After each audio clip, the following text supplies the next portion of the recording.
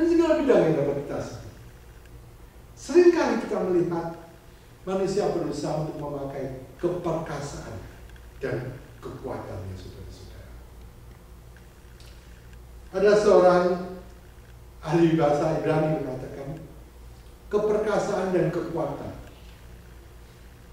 merupakan sesuatu yang dapat diterjemahkan juga dengan keperkasaan sebagai kekuatan militer, kemampuan sebuah negara, dan keperkasaan yang dimaksud yaitu intelijen pribadi, kepandaian, keterampilan pribadi, baik secara kolektif atau secara pribadi.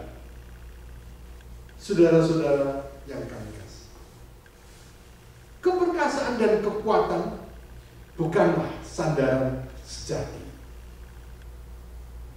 Memang kita memerlukan keperkasaan, kita memerlukan kekuatan, kita memerlukan pemikiran yang canggih, kekuatan militer yang canggih, kita memerlukan peralatan yang canggih, kita memerlukan pemikiran yang brilian. Namun saudara-saudara, semua hal keperkasaan dan kekuatan adalah sementara adanya. Sepandai-pandainya seseorang, kepandaiannya amat terbatas, dan gak ada seseorang yang kepandaiannya gak bisa dilampaui. Saya tidak tahu siapa dalam pemikiran saudara orang yang terpandai dalam dunia ini. Kalau saya bertanya pada saudara, siapa di dalam dunia ini orang yang terpandai? Jangan jawab Yesus Kristus gitu ya. Itu bukan jawaban yang saya inginkan. Tapi siapa yang anggap orang yang terpandai dalam dunia ini?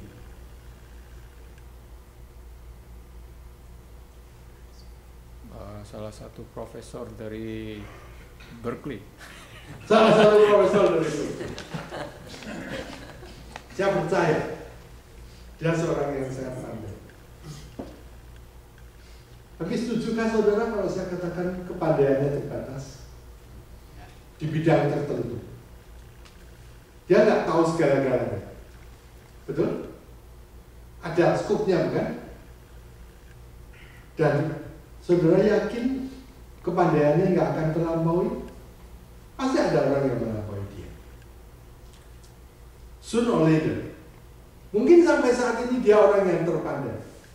Tapi saya yakin gak lama kemudian ada orang yang bisa melampaui dia. Buktinya apa saudara-saudara?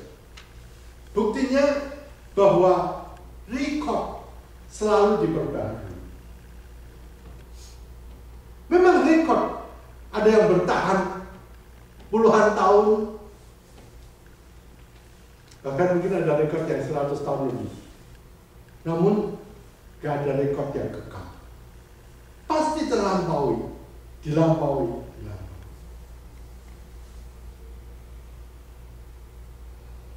Anak saya senang lihat baseball.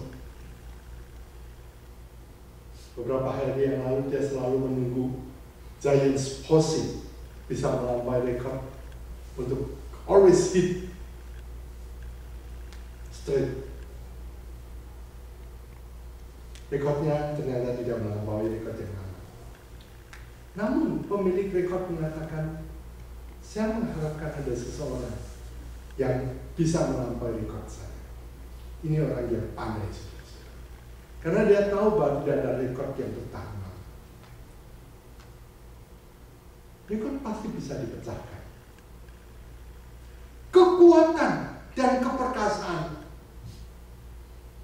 bukan sandaran yang sejati karena nggak kekal. Kita lihat atlet-atlet, mereka jaya pada masanya, namun beberapa tahun kemudian tidak disebut-sebut lagi. Negara-negara kuat, saudara-saudara. Kita mengenal apa zaman-zaman dahulu? Babilonia. Kita mengenal Roma. Kita mengenal Inggris. Namun keperkasaan mereka semua tidak menjadi yang satu-satunya di zaman ini. Keperkasaan dan kekuatan bukan sejati. Apalagi kekuatan pribadi, saudara-saudara. Kita menyadari bahwa kita adalah orang-orang yang lemah. Kekuatan kita, gak ada orang yang mengatakan aku makin hari makin kuat.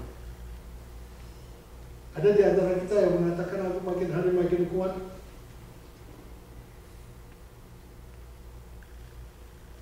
Makin bertambah usia kita, kekuatan kita makin berkurang.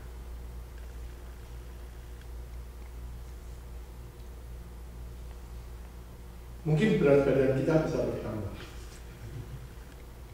Namun dengan bertambahnya berat badan kita, tidak seperti orang-orang yang judo itu ya, berat badannya tambah, lebih kuat. Kita berat badannya tambah, kekuatan kita makin kecil. Bukan demikian, saudara-saudara? Namun Alkitab mengatakan kepada kita, keperkasaan dan kekuatan tidak bertahan lama, tetapi tidak ada yang mustahil bagi Allah yang Maha Kuasa. Di dalam Alkitab kita membaca dalam Markus 10 ayat 27. Yesus berkata, bagi manusia hal itu tidak mungkin, tapi bukan demikian bagi Allah. Sebab segala sesuatu adalah mungkin bagi Allah. Kita memiliki Allah yang Maha Kuasa. Kita memiliki Allah yang dapat melakukan segala-galanya. Nah, sekarang di hadapan kita terpampang dua hal sebagai perbandingan, saudara-saudara. Di satu pihak kita melihat keperkasaan dan kekuatan yang tidak dapat kita sadari secara sungguh-sungguh, karena keperkasaan dan kekuatan adalah sesuatu yang tidak langgeng. Keperkasaan dan kekuatan adalah sesuatu yang tidak bertahan lama. Keperkasaan dan kekuasaan bukanlah sesuatu sandaran yang sejati. Dan di pihak lain, saudara-saudara, kita melihat Allah kita. Allah yang kita kenal di dalam Yesus Kristus. Allah yang kita sembah. Allah yang kita muliakan. Dan Allah yang mengasihi kita. Ia adalah Allah yang dapat melakukan segala-galanya. Ia adalah Allah yang Maha Kuasa.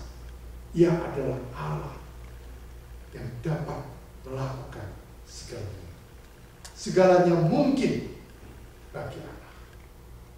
Tidak ada yang mustahil bagi Allah yang Maha Kuasa. Dalam perbandingan yang demikian, saudara-saudara, manakah yang ingin kita jadikan sebagai persandaran kita yang sesungguhnya? Masihkah kita menaruh segala persandaran kita pada kekuasaan dan keperkasaan? Ataukah inilah saatnya, saudara-saudara, untuk kita beralih, menaruh persandaran kita pada Allah, Allah yang Maha Kuasa, Allah yang mungkin melakukan segala sesuatu. Namun seringkali, saudara-saudara, iman kita berkurang. Kita tidak punya iman yang cukup kuat untuk bersandar pada Allah yang Maha Kuasa. Kita berusaha dengan kekuatan kita sendiri. Kita kurang bisa beriman kepada Allah.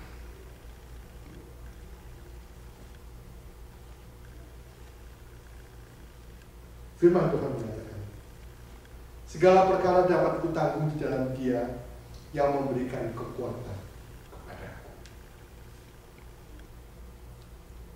Banyak hal dalam dunia ini, ya saudara-saudara, sebenarnya sulit bagi kita untuk kita lakukan. Namun bersandar pada Tuhan, kita akan mengalami ini semua.